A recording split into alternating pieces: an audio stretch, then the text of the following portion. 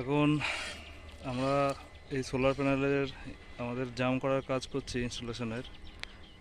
তো এখন এই রোদে গরমে আপনারা বাড়িতে সবাই ভালো থাকবেন, এসি কম লাগান, গাছ বেশি লাগান, মাঠে মোটর পাম্প ইনস্টল করুন, বাগান করুন, তাতে জল দিন, ভালো কাজ হবে।